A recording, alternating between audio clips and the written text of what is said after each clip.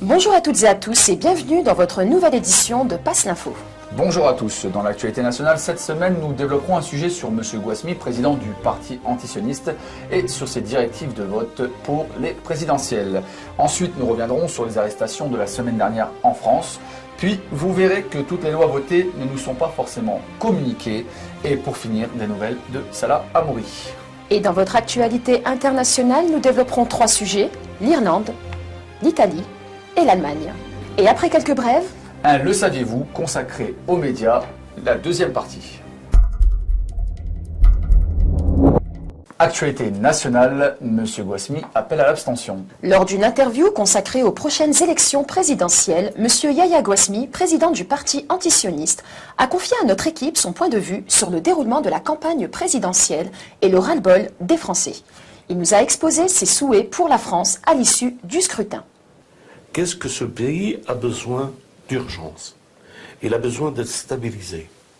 Et tout d'abord, il a besoin de se débarrasser de ces hommes politiques qui sont sur la scène ou qui ont fait partie des gouvernements depuis plus de 30 ans. Ils ont amené ce pays à être ce qu'il est aujourd'hui. Si nous faisons un bilan, il est catastrophique. Donc nous appelons à une révolution pacifique et démocratique. Comment pouvoir, puisqu'ils ne veulent pas aborder les vrais sujets, eh bien il faut boycotter ces élections. Selon lui, les 2 grands candidats sont totalement assujettis au sionisme. Quant aux autres, ils ne sont pas assez courageux pour dénoncer ce lobby en France. Il fait savoir aussi que le parti antisioniste présentera une dizaine de candidats lors des prochaines élections législatives. À présent, des nouvelles des arrestations de la semaine dernière en France. En effet, toutes les personnes interpellées dans plusieurs villes de France le mercredi 6 avril dans les supposés milieux islamistes ont été relâchées. Aucune charge n'a été retenue contre l'ensemble des personnes interpellées devant les caméras de télévision prévenues de l'opération policière. Sur les 10 personnes interpellées, 4 avaient déjà été remises en liberté et la garde à vue des 6 autres a été levée sans poursuite judiciaire. Après une garde à vue éprouvante, après une interpellation digne de braqueurs professionnels, après avoir vu leur père plaqué au sol, après avoir vu une scène d'un déchaînement de violence absolument inconcevable, ils sont pendant 37 heures privés de liberté, on les remet à la rue, pas même un mot d'excuse, rien. Humainement, c'est absolument ridicule. Ils ont exposé à la vindicte médiatique, populaire, 2 garçons inconnus des services, 2 garçons qui n'ont rien commis de répréhensible, sauf que pendant 2 jours, on a donné l'illusion qu'on chassait de l'islamiste sur le dos de 2 garçons qui n'ont strictement rien à se reprocher. Ce qui avait fait les gros titres de cette arrestation savamment orchestrée par le ministère de l'Intérieur n'a bénéficié que de rares entrefilés dans la presse au sujet de leur libération. Il y a eu cette interpellation qui a été faite donc, avec l'intrusion d'une quinzaine de policiers encagoulés donc, dans mon pavillon. Donc c'était très choquant, très marquant, avec une mise à terre de mon père. Mon frère et moi avons été menottés aussitôt l'intrusion faite. Ma petite sœur, elle a été traumatisée, elle l'est toujours. Maintenant, écoutez, qu'est-ce que vous voulez que je vous dise? Je ne peux pas faire moi une marche arrière. Ça s'est passé tel que ça s'est passé. Maintenant, j'espère que ça ne se reproduira plus. Ou du moins qu'il y aura des preuves un peu plus concrètes pour faire des interpellations de ce type. Voilà, que tout le monde sache qu'on n'est pour rien. Que dans cette histoire, on n'a rien à voir là-dedans, que tout ce qu'ils ont dit, c'était pas vrai. Comme je disais, c'est pas des faits anodins qu'on nous a reprochés. C'est pas des faits anodins, c'est des faits de terrorisme. C'est-à-dire qu'à l'échelle nationale, on pouvait commettre des attentats, mais un truc de fou. Il faut s'imaginer que le chef d'inculpation, ou du moins le fait qu'on nous interpellait, était dû à ce prétexte-là. Donc. Maintenant, informons les internautes d'une nouvelle loi passée sans que personne ne le sache. Oui, alors portée par l'équipe de Sarkozy, une loi relative aux droits et à la protection des personnes faisant l'objet de soins psychiatriques a été votée le 5 juillet 2011. Selon la Ligue des droits de l'homme, avec cette loi, tous les troubles à l'ordre public peuvent être dorénavant psychiatrisés. Une solution de facilité qui entraîne une privation de liberté pendant au moins 48 heures. Et c'est précisément ce qui est arrivé à un militant écologiste, un certain Jean Pascal. Lorsque ce dernier apprend que le maire de la commune de Loupian, dans l'Hérault, demande le déclassement de l'unique zone Natura 2000 du village, il proteste et décide de s'enchaîner le 26 mars à un puits dans les locaux de l'hôtel de ville. Soutenu par le médecin des pompiers, le maire décide de l'hospitalisation psychiatrique d'office. Conséquence, Jean Pascal s'est trouvé à l'isolement à l'hôpital de la Colombière à Montpellier pendant plus d'une semaine.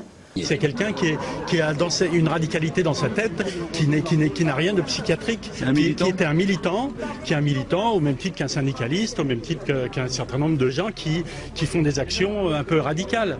Sans transition à présent, Salah Hamouri témoigne. Effectivement, lors d'une interview réalisée par nos confrères d'Ouma TV, l'ex-détenu franco-palestinien Salah Hamouri, qui avait reçu le soutien en France de bon nombre de personnes, et notamment celui de l'acteur François Cluzet, revient sur ses conditions de détention dans les geôles israéliennes. Son récit bouleversant témoigne des souffrances inhumaines infligées aux détenus politiques, ainsi qu'aux prisonniers venus de la bande de Gaza. Et je veux parler des autres prisonniers, les prisonniers de la bande de Gaza.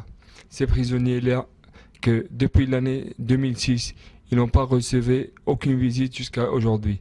Israël continue d'empêcher les prisonniers de la bande de Gaza, depuis l'année 2006 jusqu'à aujourd'hui, d'aucune visite, d'aucun contact avec l'extérieur, d'aucun contact avec leur famille, d'aucun contact avec leurs enfants, avec leurs femmes. Et les proches de famille, ils étaient morts dans la guerre de Gaza en 2008. Ils ont pu seulement les découvrir 1 mois ou 2 mois après.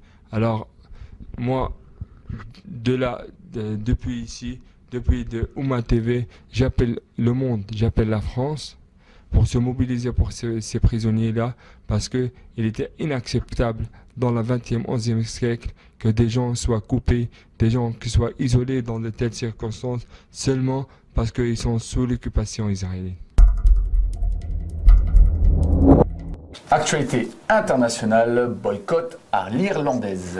En Irlande, à cause de la défaillance des grosses banques provoquées par des investissements mal avisés dans l'immobilier, le gouvernement irlandais avait dû conclure en 2010 un plan d'aide d'un montant de 85 milliards d'euros avec l'Union européenne et le Fonds monétaire international. De ce fait, l'association COUT a lancé une campagne de boycottage de l'impôt rencontrant un grand succès auprès des citoyens, malgré des risques de pénalité pouvant aller jusqu'à 30%, voire un emprisonnement. Si le budget passe comme ça, s'il le passe en force, c'en est fini l'Irlande. Ça y est, on est la propriété du FMI. Face à ces mesures d'austérité qui leur sont imposées, la moitié des contribuables irlandais a refusé de payer la nouvelle taxe d'habitation dont les propriétaires étaient redevables au 31 mars dernier. Le référendum sur la ratification du nouveau traité européen doit avoir lieu le 31 mai prochain. Aujourd'hui, les sondages sont positifs, mais le succès remporté par la taxe d'habitation renforce la position des opposants au traité. Et toujours en Europe, des suicides en Italie. Oui, en Italie, ces derniers temps, les médias parlent presque tous les jours du geste désespéré d'un entrepreneur endetté. Le chômage est monté dans le pays à plus de 9% au mois de février. Les difficultés économiques provoquent des suicides chez les petits entrepreneurs, les artisans et les chômeurs. Une association d'entreprises a mis en place un réseau d'aide psychologique. À Bologne, le mois passé, un maçon s'est immolé par le feu après avoir été poursuivi suite au non-paiement de ses impôts. Alors que le pays souffre de cette crise financière, le Premier ministre italien s'apprête à se rendre en Israël pour finaliser un contrat d'achat de 30 chasseurs bombardiers M346. C'est un contrat dont la valeur atteint 1 milliard de dollars. Et allons maintenant chez nos voisins allemands. Oui, en Allemagne, le Bureau de régulation des médias a envoyé un courrier d'interdiction de diffusion à la chaîne iranienne anglophone Press TV. L'autorité explique que la chaîne internationale d'information n'a pas d'autorisation pour la diffusion en Europe. Cette annonce fait suite à l'interdiction de Press TV en Grande-Bretagne par l'Ofcom, l'autorité britannique de régulation de l'audiovisuel. La chaîne iranienne considère cette décision comme une stratégie des gouvernants occidentaux pour faire taire une voix qui gêne. C'est une chaîne qui s'est fait remarquer auprès du grand public anglo-saxon par sa couverture de mouvements de protestation Occupy aux États-Unis et en Grande-Bretagne. Tout comme Passe l'Info, Press TV a aussi donné aux téléspectateurs une vision différente sur les offensives lancées contre la Libye ou la Syrie. En Europe, lors des 6 dernières années, les interdictions successives de chaînes d'information libanaises, libyennes, syriennes et iraniennes montrent l'incapacité de l'Union européenne de répondre à la contradiction uniquement par la censure. Quelques brèves à présent, l'Iran ne leur vendra pas plus. Oui, alors selon les médias iraniens, après l'arrêt de ses ventes de pétrole à la France et à la Grande-Bretagne, la République islamique d'Iran a aussi décidé de sanctionner 100 entreprises européennes et d'interdire l'importation de leurs produits en réponse aux sanctions illégales de l'Union européenne. Économie toujours, l'abandon du pilier vert. L'agence de presse chinoise Xinhua rapporte que les pays du bloc des BRIC, comprenant le Brésil, la Russie, l'Inde et la Chine, et l'Afrique du Sud, n'utiliseraient bientôt plus le dollar américain dans leurs échanges bilatéraux. Cette décision vient au terme du 4e sommet des dirigeants de ces 5 pays en Inde. Et parlez-nous maintenant de ce persona non grata au Congrès des Amis d'Israël. Oui, à Paris, Ofer Bronstein s'est fait agresser par des militants de la LDJ à son arrivée au Congrès. Monsieur Bronstein faisait partie de la délégation officielle israélienne lors de la signature à Washington en 1993 des accords d'Oslo. De nombreux représentants de la communauté juive, dont le CRIF, présents lors de cet incident, n'ont pas réagi. Bronstein est alors prié de quitter le rassemblement par le service d'ordre. Pouvoir de surveillance à l'anglaise. Le Sunday Times révèle que les associations de défense des libertés publiques en Grande-Bretagne ont violemment critiqué les projets du gouvernement d'accroître ses pouvoirs de surveiller des échanges de courriels et de consultations de sites web. Selon le journal, les fournisseurs d'Internet devraient installer des équipements permettant aux services de renseignement d'avoir accès en temps réel aux données concernant chaque message ou courriel envoyé, ainsi que les sites Internet consultés. Et maintenant, notre brève insolite. Alors, René Bradford, âgé de 19 ans, vient d'être libéré de prison après y avoir été incarcéré durant 12 jours. Cet Américain était accusé d'avoir agressé 2 hommes avec une arme à feu à Brooklyn. Son avocat a réussi à prouver son innocence grâce à un message posté sur Facebook pendant les faits. L'adolescent demandait depuis le PC de son père à sa petite amie où se trouvaient les gâteaux alors que les 2 victimes se faisaient agresser à ce moment. Après que Facebook eut confirmé ses propos, le juge a ordonné la libération immédiate du jeune Rodney. Et maintenant, la deuxième partie de votre rubrique « Le saviez-vous » consacrée aux médias. Bonjour et bienvenue dans votre rubrique « Le saviez-vous ». Dans un précédent numéro de Passe l'Info, nous vous avions présenté une partie des travaux du linguiste nord-américain Noam Chomsky intitulée « 10 stratégies de manipulation à travers les médias ». Le saviez-vous de cette semaine vous présente la suite de ces travaux, notamment comment les médias s'adressent au public en vue de les manipuler. Le premier palier est de s'adresser au public comme à des enfants. Plus on cherchera à tromper le spectateur, plus on adoptera un ton infantilisant. Pourquoi ? Si on s'adresse à une personne comme si elle était âgée de 12 ans, alors, en raison de la suggestibilité, elle aura, avec une certaine probabilité, une réponse ou une réaction aussi dénuée de sens critique que celle d'une personne de 12 ans. Le chef de la diplomatie américaine brandit un flacon d'anthrax pour dénoncer l'existence d'armes biologiques, puis fournit une photo non identifiée d'un drone, avion sans pilote, qui pourrait transporter des armes chimiques et biologiques. Le second palier est de faire appel à l'émotionnel plutôt qu'à la réflexion. Faire appel à l'émotionnel est une technique classique pour court-circuiter l'analyse rationnelle et donc le sens critique des individus. De plus, l'utilisation du registre émotionnel permet d'ouvrir la porte d'accès à l'inconscient pour y implanter des idées, des peurs, des pulsions ou des comportements. Pour tirer les conclusions de ces événements tragiques. Désormais, toute personne qui consultera de manière habituelle des sites Internet qui font l'apologie du terrorisme ou qui appellent à la haine et à la violence sera punie pénalement.